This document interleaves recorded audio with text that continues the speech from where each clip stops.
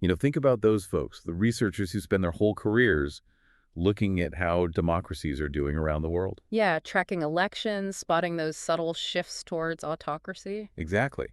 And when they start raising flags, talking about a clear pattern of, well, democratic erosion, you kind of have to listen. Right. Definitely. They're not just guessing. This is based on data, on historical context. And it's good to be clear on what they even mean by democracy here. Right. They're generally looking at countries that, call themselves democracies, hold elections that look fair on the surface, and allow for some freedom of expression. That's the yardstick. That's the baseline, yeah. Yeah. And the worry is about things slipping from that baseline. Okay, and that really tees up our deep dive today. We're honing in on the first 100 days, actually, even some stuff before that of a specific leader's recent term. And our source material, it's from a YouTube video transcript. Yeah, from News Sir.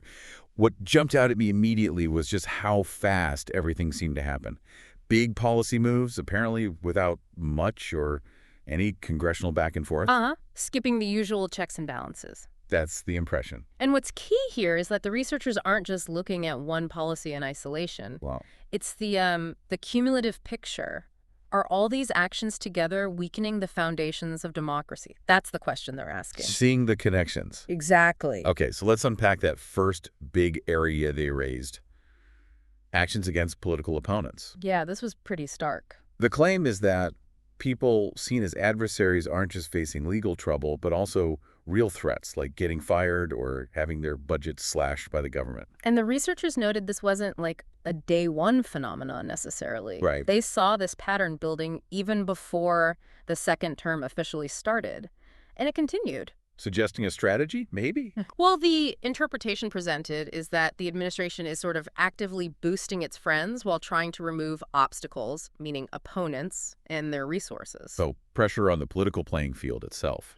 Now, they also talked about undermining democratic pillars, specifically universities. Ah, yes, the pressure on universities. The transcript from New Sur went into some detail there. It raises that big question, doesn't it? What is the role of a university in a democracy? Traditionally, yeah, they're seen as places for free debate, critical thought. But the allegation here is a push towards one particular ideology, framed as a reaction to universities being supposedly too left and liberal. And it wasn't vague. There were specific alleged demands mentioned. Yeah, things like getting rid of diversity policies, screening students for, quote, anti-American values. Wow. And cracking down much harder on student protests. And the stick. Big funding cuts if they don't comply. That's the alleged threat. If you connect that back. I mean, university autonomy is usually seen as pretty fundamental, right? You'd think so. For exploring different ideas, challenging norms, that's how you get an informed public. So pressure to conform, especially with money involved. It definitely looks like a challenge to that independence. And you have to wonder about the long-term effects on academic freedom, on just the general climate for thinking critically. Then the video shifted gears to talk about mass deportations. Another really serious topic. And the researchers claimed these were happening incredibly quickly. They used one specific, pretty graphic example. Yes, the 258 Venezuelan men. The lack of due process there was the core concern. Can you remind listeners what exactly is due process in this context? Sure. Essentially, it's the guarantee of fair legal steps. Protecting your rights before the government takes significant action against you, like detaining or deporting you. And in this case? The report showed images of the men, apparently shaved, and stated clearly, no judge involved before they were detained, reportedly in El Salvador. That raises huge red flags about the process. And that one individual, Kilmar Abrego Garcia. His story really stood out. Yeah, reportedly in the U.S. legally, no criminal record. But swept up anyway, allegedly, without seeing a judge. And the government later called it a mistake. A mistake.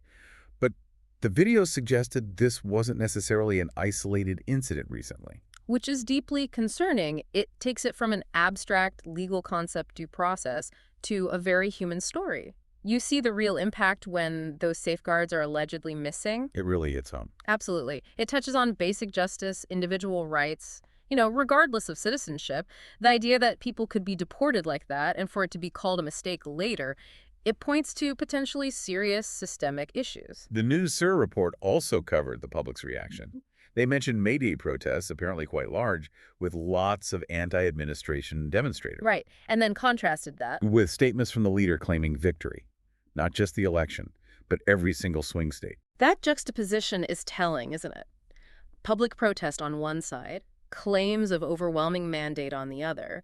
It suggests a real disconnect in how legitimacy is perceived. What does that mean for a democracy? Well, the researchers' takeaway was that more action is needed to defend democracy.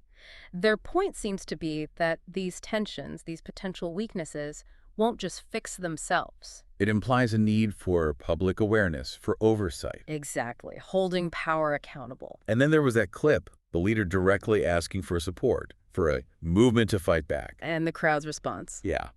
Very clear, very enthusiastic. Right after that, the researchers offered their view that the leader seems to be testing the limits of presidential power. Pushing the boundaries. That's a crucial observation. Our system is built on checks and balances, right? Limits on executive power so no single branch gets too strong. The separation of powers. Precisely.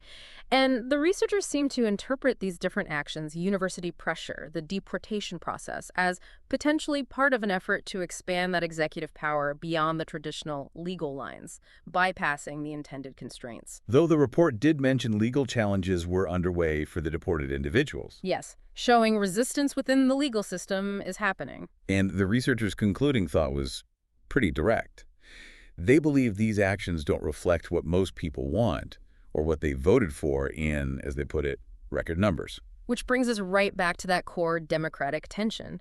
You have elections expressing the popular will, but you also have fundamental rights and principles that need protecting, regardless of who won. The researchers are basically asking, are these actions aligned with the country's broader democratic values, even if the leader was elected democratically? So let's try to wrap this up, this deep dive looking through the lens of that new SIR report and the researchers they featured. It's flagged some serious areas of concern. Yeah, we've touched on alleged actions against political rivals. That pressure on universities. And the really troubling situation around mass deportations and the seeming lack of due process. And what ties it together, in the view of these experts, is how these separate things might signal a bigger trend. A potential erosion of democratic norms, possibly fueled by what they see as an unusual expansion of presidential power. Right. Which leaves us and you, the listener, with a pretty big question to mull over. When you consider all the claims, the pressures, the actions taken seemingly outside normal channels, the due process concerns, what does it really take for a country to stay true to its democratic ideals, even when a leader has won a fair election? It really forces you to think about that balance, doesn't it? Between effective leadership, executive authority, and those core democratic principles that are supposed to underpin everything. Where is that line?